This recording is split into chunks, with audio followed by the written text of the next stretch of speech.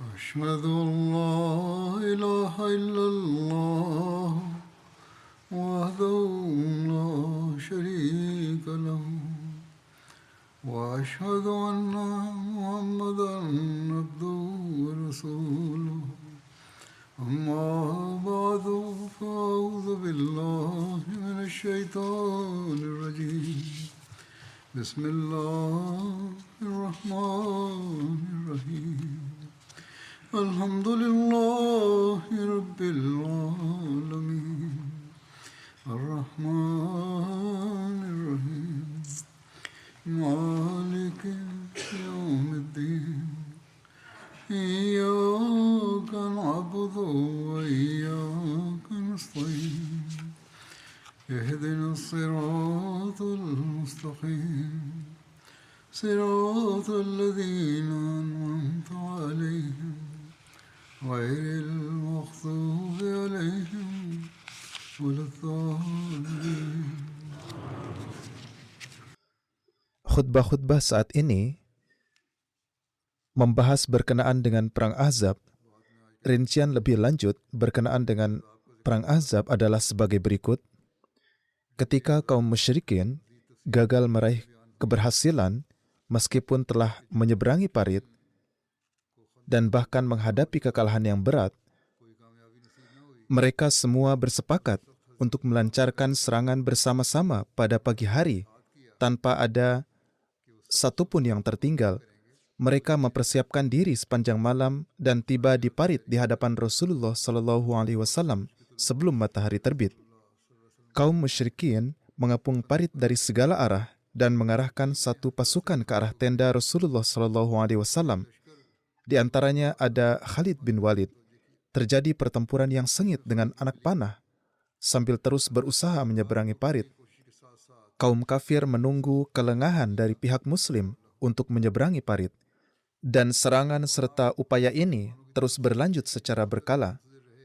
Pada kesempatan ini, Wahsy bin Harb membunuh Tufail bin Nu'man, atau menurut beberapa riwayat, Tufail bin Malik bin Nu'man al-Ansari dengan tombak kecilnya.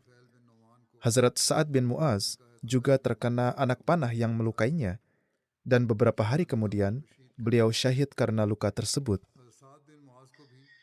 Inilah hari di mana bahkan sulit bagi umat Islam untuk melaksanakan sholat tepat pada waktunya karena kesibukan yang terus-menerus dan serangan yang berulang pada hari itu. Tampaknya perawi kemudian tidak dapat menjaga rincian peristiwa dengan tepat.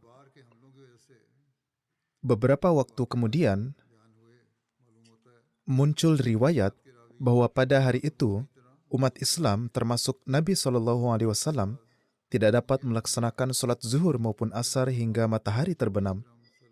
Ini umumnya diriwayatkan sebagai kisah, dan sholat-sholat ini dilaksanakan setelah matahari terbenam. Beberapa sejarawan bahkan melebih-lebihkan dengan mengatakan bahwa Allah Ta'ala mengembalikan matahari yang telah terbenam agar umat Islam dapat melaksanakan sholat zuhur dan asar. Padahal kenyataan sebenarnya tidaklah demikian. Tidak diragukan bahwa hari itu adalah hari yang sangat sulit, di mana semua Muslim, termasuk Nabi Muhammad SAW, berada di bawah serangan yang terus-menerus.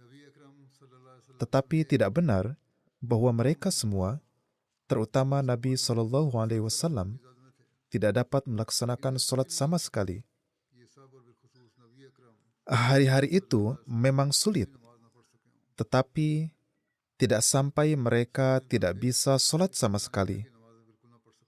Pada hari itu pun mereka tetap melaksanakan sholat, namun dalam keadaan ketakutan dan kekhawatiran yang terus-menerus. Tampaknya pada waktu asar, jumlah serangan musuh meningkat sehingga mungkin ada kesulitan dalam melaksanakan sholat asar, dan mungkin sholat dilaksanakan dalam waktu yang sempit. Dalam Sirat Khatamun Nabiyyin, Hazrat Mirza Bashir Ahmad menjelaskan hal ini sebagai berikut. Tidaklah benar bahwa semua sholat umat Islam pada hari itu tidak dapat dilaksanakan tepat pada waktunya, seperti yang terbukti dari riwayat-riwayat yang sahih, yang terjadi hanyalah karena saat itu salat khauf, yaitu salat dalam keadaan takut, belum disyariatkan, maka karena bahaya dan kesibukan yang terus-menerus, hanya satu salat, yaitu salat asar yang terlambat, yang kemudian digabungkan dengan salat maghrib. Menurut beberapa riwayat, hanya salat zuhur dan asar yang dilaksanakan tidak pada waktunya. Hazrat Muslim Maud juga telah menjelaskan hal ini. Beliau menulis bahwa suatu hari, serangan menjadi begitu hebatnya, sehingga beberapa salat umat Islam tidak bisa dilaksanakan tepat pada waktunya. Hal ini sangat menyedihkan Rasulullah SAW sehingga beliau berdoa, semoga Allah menghukum orang-orang kafir. Mereka telah mengganggu salat-salat kita. Ini memberikan gambaran besar tentang akhlak Rasulullah SAW dan menunjukkan bahwa hal yang paling berharga bagi beliau di dunia ini adalah ibadah kepada Allah Ta'ala. Padahal saat itu musuh mengepung Madinah dari segala penjuru. Nyawa para wanita dan anak-anak Madinah beserta para prianya berada dalam bahaya. Ketika setiap saat hati penduduk Madinah berdebar-debar khawatir bahwa musuh akan menyusup masuk, keinginan Rasulullah SAW tetaplah agar bagaimana ibadah kepada Allah Ta'ala dapat dilaksanakan tepat pada waktunya dengan baik. Bahkan dalam keadaan yang sangat mencekam, keinginan beliau hanyalah agar ibadah tidak terlewatkan. Ibadah umat Islam tidak seperti orang Yahudi, Kristen, atau Hindu yang hanya dilakukan satu hari dalam seminggu. Tetapi umat Islam beribadah 5 kali sehari semalam dalam waktu yang sangat berbahaya, yakni bahkan solat sekali sehari pun adalah sulit bagi manusia, apalagi 5 waktu, dan dilakukan dengan baik secara berjamaah. Namun bahkan dalam hari-hari yang berbahaya ini, Rasulullah SAW tetap melaksanakan kelima solat ini tepat pada waktunya. Dan jika suatu hari, karena serangan hebat musuh, beliau tidak bisa menyebut nama Tuhan dengan tenang dan nyaman pada waktunya, beliau merasa sangat sedih. Hazrat Masih Maud alaihissalam, sang hakim yang adil di zaman ini, telah menyatakan semua riwayat yang menyebutkan pelaksanaan solat-solat ini di malam hari sebagai lemah, dan hanya menerima satu riwayat yang benar yang menyebutkan solat asar dilaksanakan dalam waktu yang lebih sempit dari biasanya. Dalam menjawab keberatan seorang pendeta tentang Rasulullah SAW yang melewatkan 4 solat dalam perang Khandak, Hazrat Masih Maud alaihissalam bersabda, mengenai 4 solat yang dijamak saat menggali parit, jawaban atas prasangka bodoh ini adalah bahwa Allah Ta'ala berfirman bahwa tidak ada kesulitan dalam agama, yaitu tidak ada kesulitan yang dapat menyebabkan kehancuran manusia. Oleh karena itu, Dia, yakni Tuhan, telah memerintahkan untuk menjamak dan mengkasar solat dalam keadaan darurat dan bencana. Namun, dalam peristiwa ini, tidak ada suatu hadis yang terpercaya yang menyebutkan dijamaknya 4 solat. Bahkan dalam Fathul Bari, yakni Syarah Sahih Bukhari, tertera bahwa yang sebenarnya terjadi hanyalah 1 solat, yaitu solat asar, dilaksanakan dalam waktu yang lebih akhir dari biasanya. Jika Anda ada di hadapan kami saat itu, kami akan bertanya kepada Anda dari mana Anda mendapatkan riwayat ini. Apakah ini adalah riwayat yang disepakati bahwa 4 solat telah terlewatkan? 4 solat memang bisa dijamak menurut syariat, yaitu zuhur dengan asar dan maghrib dengan isya. Ya, ada satu riwayat yang lemah yang menyatakan bahwa solat zuhur, asar, maghrib dan isya dilaksanakan bersama-sama. Tetapi hadis-hadis sahih lainnya menolak ini dan hanya membuktikan bahwa solat asar dilaksanakan dalam waktu yang sempit atau di penghujung akhir. Bagaimanapun, jelas bahwa semua solat hari itu tidak dijamak. Tetapi, solat asar dilaksanakan dalam waktu yang sempit. Waktunya tinggal sedikit, dan Rasulullah SAW juga menyesalkan bahwa solat tidak bisa dilaksanakan dengan tenang dan benar. Berkenaan dengan rincian Perang Ahzab, lebih lanjut tertera, Perang Khandak adalah perang yang menegangkan bagi umat Islam. Selain ketakutan akan perang, kelaparan dan cuaca yang keras juga mencapai puncaknya. Mereka harus berpuasa selama beberapa waktu. Selama itu, ada bantuan yang bersifat gaib datang, yaitu ketika sekelompok muslim yang bersenjata yang sedang pergi untuk menguburkan kerabat mereka, mereka menemukan 20 unta yang membawa gandum. Unta-unta ini dikirim oleh Bani Quraiza sebagai perbekalan untuk Quraisy Mekah. Perbekalan ini dikirim atas permintaan khusus Huyai bin Akhtab. Setelah adanya pertempuran kecil, mereka berhasil menguasai semua unta ini dan mempersembahkannya kepada Rasulullah SAW.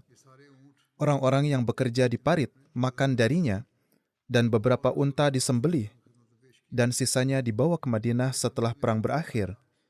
Ketika Abu Sufyan, Panglima Quraisy, mendengar berita ini, ia berkata, "Betapa sialnya Huyai, sekarang ketika kita kembali, kita bahkan tidak akan memiliki hewan untuk membawa perlengkapan kita." Dalam keadaan perang, hal seperti demikian adalah diperbolehkan sebagaimana mereka yaitu musuh telah mengepung. Jika kaum muslim menguasai perbekalan musuh, itu adalah hal yang sepenuhnya dibenarkan. Mengenai doa Rasulullah SAW terhadap Ahzab, yaitu pasukan persekutuan, disebutkan sebagai berikut. Hazrat Jabir bin Abdullah meriwayatkan bahwa Rasulullah SAW datang pada hari Senin, Selasa dan Rabu antara waktu zuhur dan asar. Beliau meletakkan selendang beliau, berdiri dan mengangkat tangan beliau untuk berdoa melawan Ahzab. Jabir meriwayatkan bahwa mereka melihat rona kegembiraan di wajah Rasulullah SAW. Abdullah bin Abi Aufa meriwayatkan bahwa Rasulullah SAW berdoa melawan Ahzab. Abu Nuaim menambahkan bahwa Nabi SAW menunggu sampai matahari tergelincir, lalu berdiri di antara orang-orang dan bersabda, "Wahai manusia, janganlah kalian berharap untuk bertemu musuh, tetapi mintalah keselamatan kepada Allah. Namun jika kalian bertemu musuh, maka bersabarlah dan ketahuilah bahwa surga berada di bawah naungan pedang." Kemudian beliau berdoa, "Allahumma munzilal kitabi, sari'ul hisabi, yahzimul ahzaba, Allahumma hazimhum, wansurna alaihim." Ya Allah yang menurunkan kitab, yang maha cepat perhitungannya, kalahkanlah pasukan persekutuan. Ya Allah, kalahkanlah mereka dan tolonglah kami melawan mereka. Riwayat lain menyebutkan, Allahumma inni anshuduka ahdaka wa wa'adaka, Allahumma in tasha'a la tu'bad. Ya Allah, aku memohon kepadamu demi janjimu. Ya Allah, jika engkau berkehendak, tidaklah engkau disembah. Maksudnya, jika umat Islam dikalahkan, maka tidak akan ada yang menyembah Allah. Abu Said Al-Khudri meriwayatkan bahwa mereka berkata, "Wahai Rasulullah, jantung kami telah naik ke tenggorokan." Maksudnya, kami sangat ketakutan. Keadaan kami sangatlah buruk. Apakah ada kata-kata yang bisa kami ucapkan atau doa yang bisa kami panjatkan? Beliau SAW menjawab, "Ucapkanlah, Allahumma astur auratana wa amin rawatina." Ya Allah, tutupilah aib kami dan hilangkanlah ketakutan kami. Hazrat Muslim Maud juga menerangkan, beberapa orang Muslim datang kepada Rasulullah SAW dengan cemas dan berkata, "Wahai Rasulullah, keadaan telah menjadi sangat berbahaya. Sekarang tampaknya tidak ada harapan bagi Madinah untuk selamat. Mohon berdoalah kepada Allah Ta'ala secara khusus saat ini dan ajarkanlah kami doa yang dengan membacanya karunia Allah akan turun kepada kami." Beliau bersabda, "Janganlah cemas, berdoalah agar Dia menutupi kelemahan kalian."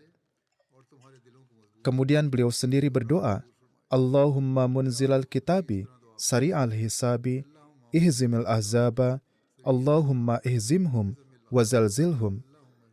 Dan juga berdoa, "Ya sarikhul makrubin, ya mujibul muttarrin, ikshif ahammi wa ghammi wa karbi fa innaka tara ma nazala bi wa bi ashabi. Ya Allah yang menurunkan kitab, yang cepat perhitungannya, kalahkanlah pasukan persekutuan. Ya Allah, kalahkanlah mereka dan goncangkanlah mereka.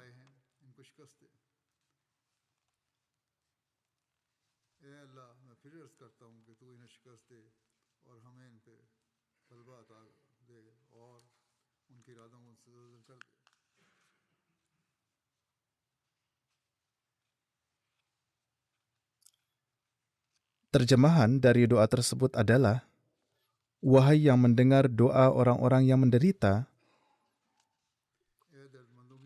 wahai yang menjawab seruan orang-orang yang dalam kesusahan, hilangkanlah kesedihan, kekhawatiran, dan kecemasanku, karena Engkau Maha mengetahui musibah-musibah yang menimpa aku dan para sahabatku.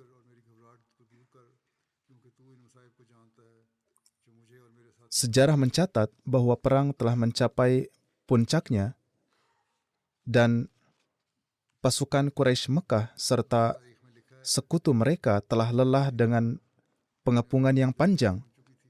Mereka ingin segera memberikan pukulan terakhir untuk mengakhiri umat Islam. Dari sudut pandang pertempuran, umat Islam telah terkepung dari segala arah dan juga oleh sekutu mereka, yaitu Banu Quraiza, yang berada di dalam Madinah. Semua hal ini adalah cukup untuk meningkatkan harapan dan semangat orang-orang kafir. Mereka ingin menyerang bersama-sama dan menghancurkan Madinah. Di saat para pemimpin kafir merencanakan strategi mereka, rencana Allah Ta'ala adalah berbeda. Seperti pepatah mengatakan, manusia berencana, namun Tuhanlah yang menentukan. Maka Allah Ta'ala pun memulai pertolongan gaibnya.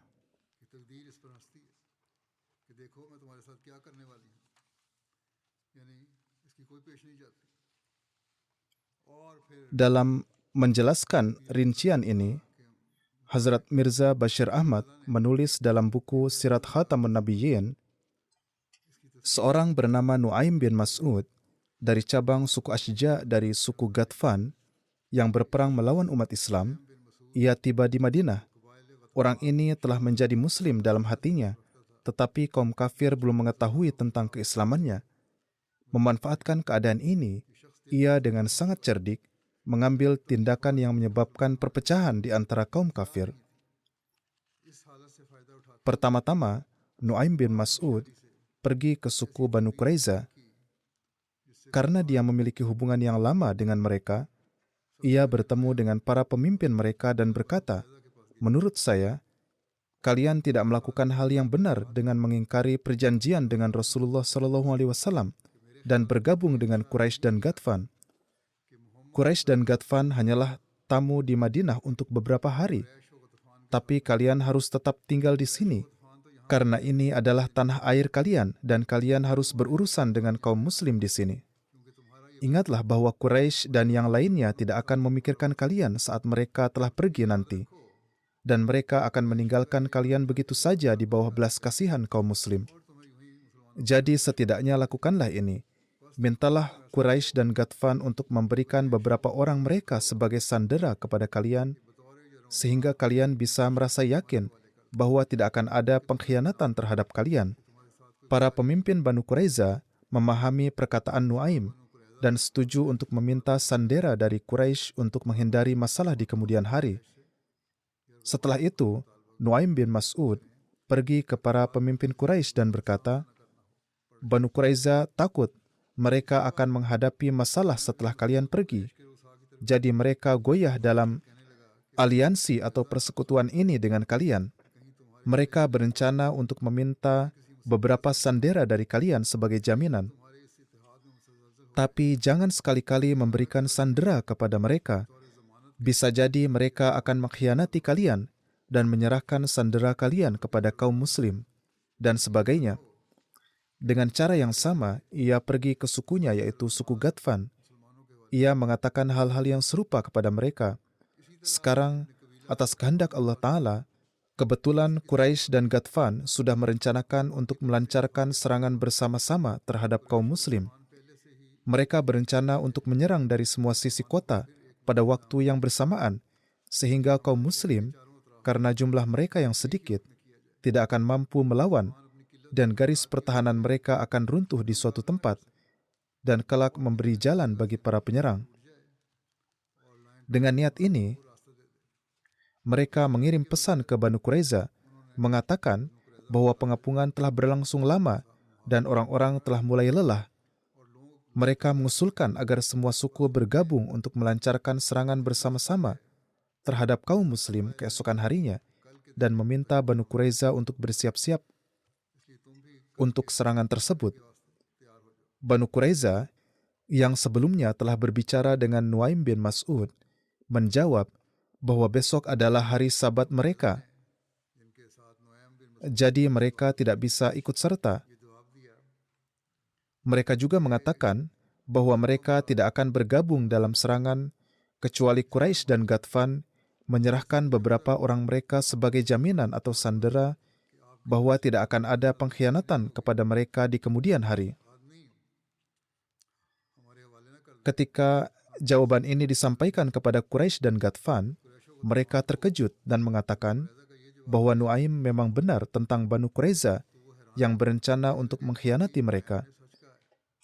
Di sisi lain, ketika Banu Quraiza menerima jawaban dari Quraisy dan Ghatfan bahwa mereka tidak akan memberikan sandera dan Banu Quraiza harus datang membantu tanpa syarat, Banu Quraiza berkata bahwa Nuaim memang memberi mereka nasihat yang benar bahwa niat Quraisy dan Ghatfan tidaklah baik.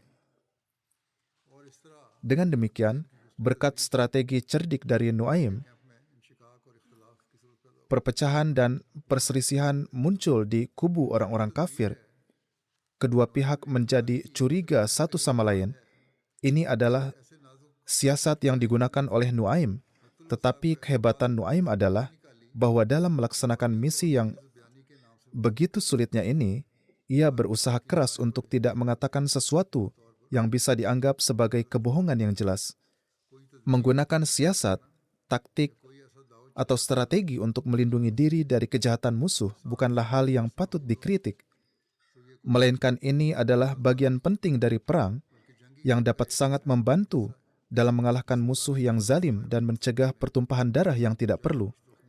Hazrat Muslim Maud radhiyallahu ta'ala anhu bersabda, beberapa hari kemudian, kedua pihak tersebut memutuskan untuk melancarkan serangan mendadak terhadap kaum muslim pada waktu yang telah ditentukan. Namun pada saat itu, pertolongan Allah Ta'ala muncul dengan cara yang luar biasa, yang rinciannya adalah sebagai berikut. Seorang pria bernama Nuaim dari suku Ghatfan adalah seseorang yang dalam hatinya adalah Muslim. Ia juga datang bersama orang-orang kafir, tetapi menunggu kesempatan untuk membantu kaum Muslim. Apakah yang bisa dilakukan oleh satu orang sendirian? Tetapi ketika ia melihat bahwa orang-orang Yahudi juga telah bergabung dengan orang-orang kafir, dan tampaknya tidak lagi ada cara untuk melindungi kaum Muslim, maka ia menjadi sangat tergerak oleh keadaan ini, sehingga ia memutuskan bahwa bagaimanapun juga ia harus melakukan sesuatu untuk menghilangkan cobaan ini. Jadi, ketika diputuskan bahwa kedua pihak akan melancarkan serangan bersama pada suatu hari, ia pergi ke Banu Quraiza dan berkata kepada para pemimpin mereka, "Jika pasukan Arab melarikan diri, apa yang akan dilakukan kaum Muslim terhadap kalian? Kalian adalah sekutu kaum Muslim, dan kalian bisa membayangkan hukuman apa yang akan kalian terima sebagai akibat dari melanggar perjanjian yang telah kalian buat." Hati mereka menjadi sedikit takut dan mereka bertanya, "Lalu apa yang harus kami lakukan?"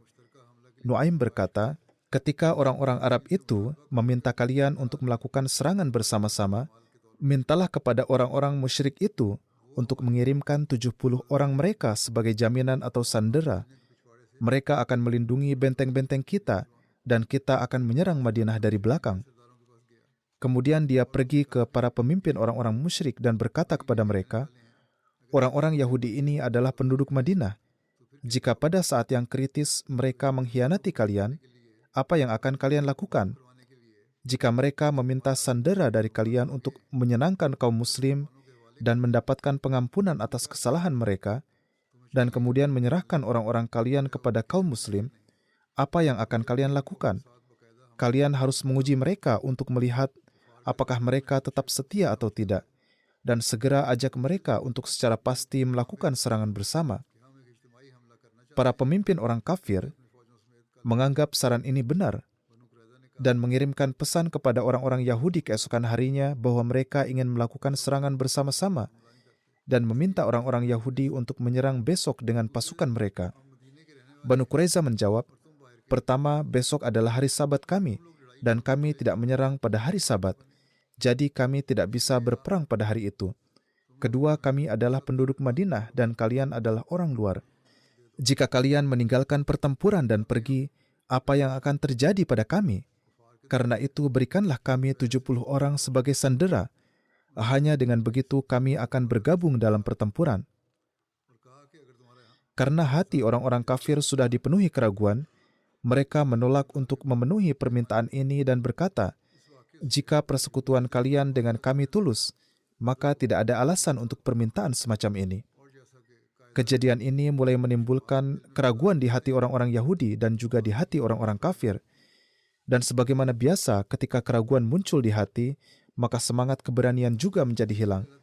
Kemudian Allah Ta'ala juga menampakkan takdirnya dalam bentuk angin kencang pada suatu malam, yang menyebabkan pasukan sekutu atau berbagai suku musyrik yang menyerang harus melarikan diri. Rinciannya adalah sebagai berikut. Ibnu Ishaq menceritakan bahwa Allah Ta'ala mengirimkan angin yang sangat kencang pada malam yang sangat dingin, yang membalikkan panci-panci orang kafir dan melemparkan periuk-periuk mereka. Baladuri menulis, kemudian Allah Ta'ala membantu kaum muslim melawan orang-orang kafir melalui angin. Ini adalah angin pasir yang memenuhi mata mereka, memasukkan kelemahan dan rasa takut ke dalam diri mereka. Orang-orang musyrik mundur dan kembali ke perkemahan mereka, sementara angin terus bertiup ke arah mereka, dan para malaikat menutupi mereka, merusak mata mereka, sehingga mereka pun kembali pulang. Hazrat Mirza Bashir Ahmad menjelaskan rinciannya sebagai berikut. Mungkin hasil dari upaya damai Nuaim bin Mas'ud ini akan sia-sia, dan setelah adanya keraguan dan kegoyahan yang sementara, semangat persatuan dan keteguhan akan muncul kembali di antara orang-orang kafir. Namun atas kehendak Allah, setelah kejadian-kejadian ini, pada malam hari bertiup angin yang sangat kencang, yang menimbulkan kekacauan hebat di perkemahan luas orang-orang kafir yang berada di tempat terbuka. Tenda-tenda tercabut, tirai-tirai kemah robek dan beterbangan, panci-panci terbalik dan jatuh ke tungku, dan hujan pasir dan kerikil memenuhi telinga, mata dan hidung orang-orang. Yang paling buruk adalah api-api milik suku mereka, yang sesuai dengan tradisi kuno Arab, mereka jaga dengan sangat hati-hati agar tetap menyala pada malam hari, mulai padam, seperti halnya jerami yang berterbangan ke sana kemari. Mereka sangat meyakini bahwa api-api ini tidak boleh padam. Pemandangan ini memberikan pukulan berat pada hati orang-orang kafir yang percaya takhayul, yang sudah goyah karena lamanya pengepungan yang menyiksa dan karena pengalaman pahit adanya ketidakpercayaan di antara persekutuan mereka. Hasilnya mereka tidak bisa bersatu seperti semula, dan sebelum fajar, ufuk Madinah telah bersih dari debu pasukan kafir. Alhasil ketika datang angin kencang, Abu Sufyan memanggil para pemimpin Quraisy di sekitarnya dan berkata, kesulitan kita semakin bertambah. Tidaklah bijaksana untuk tinggal di sini lebih lama. Sebaiknya kita kembali dan aku akan pergi bagaimanapun juga. Setelah mengatakan ini, ia memerintahkan orang-orangnya untuk kembali dan ia naik ke untanya. Namun dalam kepanikannya, ia lupa melepaskan ikatan kaki unta itu dan baru menyadarinya ketika unta itu tidak bergerak setelah dia naik.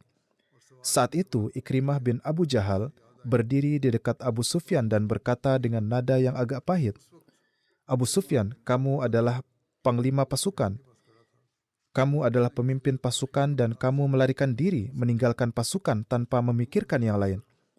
Abu Sufyan merasa malu, turun dari untanya dan berkata, "Baiklah, aku tidak akan pergi sekarang, tapi bersiaplah dengan cepat dan tinggalkanlah tempat ini secepat mungkin." Orang-orang pun mulai bersiap-siap dengan tergesa-gesa, dan setelah beberapa saat, Abu Sufyan naik ke untanya dan berangkat. Sampai saat itu, Banu Ghatfan dan suku-suku lainnya tidak mengetahui tentang pelarian Quraisy ini. Tetapi ketika perkemahan Quraisy mulai kosong dengan cepat, yang lain juga mendapatkan berita tentang hal ini yang membuat mereka panik dan akhirnya mengumumkan keberangkatan mereka. Banu Quraiza juga kembali ke benteng-benteng mereka dan Huyai bin Akhtab, pemimpin Banu Nadir, juga pergi ke benteng-benteng mereka. Dengan demikian, sebelum cahaya fajar menyingsing, seluruh medan perang telah kosong. Dalam perubahan yang tiba-tiba dan mengejutkan ini, kaum muslim sebelumnya yang hampir dikalahkan kemudian menjadi pemenang. Keadaannya berubah secara drastis dari ancaman akan diduduki oleh orang-orang kafir menjadi kemenangan bagi kaum muslim. Hazrat Muslim Maud juga menjelaskan rincian ini di mana beliau bersabda, ketika pasukan kafir yang dengan membawa keraguan dan kecurigaan pergi ke tenda mereka untuk beristirahat pada malam hari, Allah Ta'ala membuka jalan lain untuk pertolongan dari langit. Pada malam hari, angin kencang bertiup yang merobek tirai-tirai, menjatuhkan panci-panci dari tungkunya, dan memadamkan api beberapa suku. Di antara orang-orang musyrik Arab, ada kebiasaan untuk menjaga api tetap menyala sepanjang malam, dan mereka menganggap ini sebagai pertanda baik. Suku yang apinya padam akan menganggap hari itu sebagai hari yang sial bagi mereka, dan mereka akan mengangkat tenda mereka dan mundur dari medan perang. Sesuai dengan kebiasaan ini, suku-suku yang apinya padam mengangkat tenda mereka dan mulai mundur, bermaksud untuk menunggu satu hari sebelum bergabung kembali dengan pasukan. Namun karena perselisihan pada siang hari, keraguan telah muncul di hati para pemimpin pasukan. Ketika suku-suku di sekitar melihat beberapa suku mundur, mereka mengira bahwa mungkin orang-orang Yahudi telah bergabung dengan kaum muslim dan melancarkan serangan malam, dan suku-suku di sekitar mereka sedang melarikan diri. Akibatnya, mereka juga mulai dengan cepat mengemas perkemahan mereka dan mulai melarikan diri dari medan perang. Abu Sufyan sedang berbaring dengan nyaman di tendanya ketika ia menerima berita tentang kejadian ini. Ia panik dan naik ke untanya yang masih terikat dan mulai menendang-nendangnya.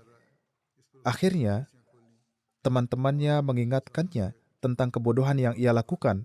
Setelah itu, tali-tali unta dilepaskan dan dia juga melarikan diri dari medan perang bersama para pengikutnya. Ketika keadaan orang-orang kafir menjadi seperti ini, Rasulullah SAW mengirim Huzaifah bin Yaman untuk mengumpulkan informasi. Rinciannya dijelaskan dalam Sirat Khotamun Nabiyyin sebagai berikut. Pada malam yang sama, ketika orang-orang kafir melarikan diri dari medan perang, Rasulullah SAW memanggil para sahabat di sekitar beliau dan bertanya, "Adakah di antara kalian yang bersedia pergi dan mencari tahu keadaan pasukan musuh?" Namun para sahabat melaporkan bahwa pada saat itu udara sangat dingin dan mereka berada dalam keadaan ketakutan, kelelahan dan kelaparan, sehingga tidak ada seorang pun yang merasa memiliki kekuatan untuk menjawab atau bergerak dari tempatnya. Akhirnya Nabi SAW memanggil Huzaifah bin Yaman dengan menyebut namanya. Huzaifah bangkit dengan menggigil kedinginan dan berdiri di hadapan Rasulullah SAW. Beliau dengan penuh kasih sayang mengusap kepala Huzaifah, mendoakannya dan bersabda, "Janganlah takut sama sekali dan tetaplah tenang. Insya Allah tidak ada bahaya yang akan menimpamu. Pergilah diam-diam ke perkemahan orang-orang kafir. Janganlah mengganggu siapapun dan jangan biarkan dirimu terlihat." Huzaifah berkata, "Ketika saya berangkat, saya menyadari bahwa tidak ada lagi tanda-tanda kedinginan di tubuh saya." Huzaifah melanjutkan, "Tadinya saya sangat menggigil kedinginan, Namun sekarang saya tidak merasakan dingin sama sekali. Bahkan saya merasa seolah-olah saya sedang berjalan melalui pemandian air hangat dan semua kecemasan saya hilang. Saat itu kegelapan malam sepenuhnya menguasai. Saya masuk ke perkemahan orang-orang kafir dengan berani namun diam-diam. Saat itu saya melihat Abu Sufyan berdiri di suatu tempat, tengah menghangatkan diri di dekat api. Melihatnya, saya segera menyiapkan panah saya dan hampir melepaskannya. Tetapi kemudian saya teringat perintah Nabi SAW dan menahan diri. Jika saya melepaskan panah saat itu, Abu Sufyan sudah begitu dekatnya sehingga dia pasti tidak akan selamat. Saat itu Abu Sufyan sedang memerintahkan orang-orangnya untuk mundur. Dan kemudian dia naik ke unta di depan saya, tetapi karena kepanikan, dia bahkan lupa untuk melepaskan tali kaki untanya. Setelah itu saya kembali. Ketika saya tiba di perkemahan kami, Rasulullah SAW sedang melakukan sholat. Saya menunggu sampai beliau selesai, kemudian saya melaporkan seluruh kejadian kepada beliau. Mendengar ini, beliau bersyukur kepada Allah Ta'ala dan bersabda, "Ini bukanlah hasil dari usaha atau kekuatan kita sendiri. Ini semata-mata karena karunia Allah Ta'ala yang telah memukul mundur pasukan persekutuan dengan kekuatannya." Setelah itu, berita tentang pelarian orang-orang kafir segera menyebar ke seluruh perkemahan Muslim. Hazrat Muslim Maud juga menerangkan kejadian ini sebagai berikut. Pada sepertiga terakhir malam, medan perang yang sebelumnya ditempati oleh sekitar 25.000 tentara kafir menjadi kosong seperti belantara yang terbengkalai. Pada saat itu, Allah Ta'ala memberitahu Rasulullah SAW melalui wahyu, yakni kami telah menjadikan musuh-musuh engkau melarikan diri. Karena Allah Ta'ala telah memberitahu beliau, maka beliau bertanya kepada para sahabat, siapa yang bersedia pergi? Beliau ingin mengirim seseorang untuk mengetahui keadaan yang sebenarnya dan menyeru kepada para sahabat yang duduk di sekitar beliau. Saat itu adalah musim dingin dan kaum muslim tidak memiliki pakaian yang cukup. Lidah mereka bahkan membeku karena dingin dan mereka tidak bisa berbicara. Beberapa sahabat mengatakan bahwa mereka mendengar panggilan Rasulullah SAW dan ingin menjawab, tetapi tidak bisa berbicara. Hanya Huzaifah yang berkata, "Ya, wahai Rasulullah, apa yang Anda inginkan?" Rasulullah SAW bersabda, "Bukan kamu, aku ingin orang lain." Kemudian beliau bertanya lagi, "Apakah ada yang bersedia?" Tetapi karena dingin yang sangat menusuk, bahkan mereka yang terjaga pun tidak bisa menjawab.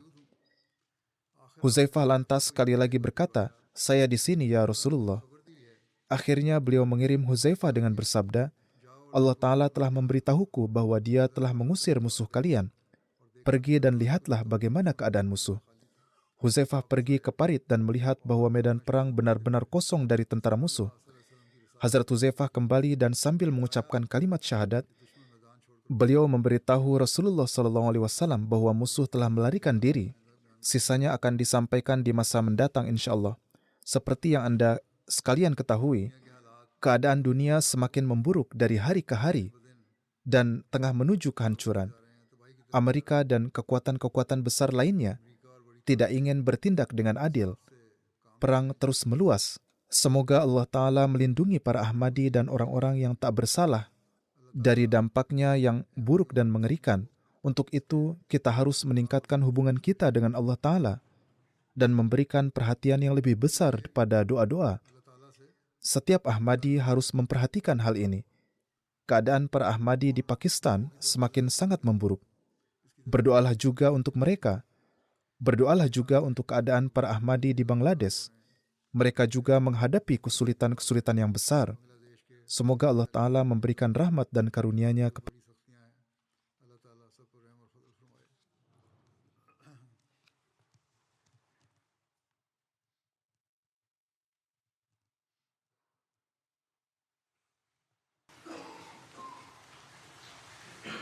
Alhamdulillah, Alhamdulillah, nahmaduhu wa nasta'inuhu wa nastaghfiruh wa nu'minu bihi wa natawakkalu alayh wa na'udzu billahi min shururi anfusina wa min sayyiati a'malina من يهده الله فلا مضل له ومن يضلل فلا هادي له ونشهد أن لا إله إلا الله ونشهد أن محمدا عبده ورسوله عباد الله رحمكم الله إن الله يأمر بالعدل والإحسان وإيتاء ذي القربى وينهى عن الفحشاء والمنكر والبغي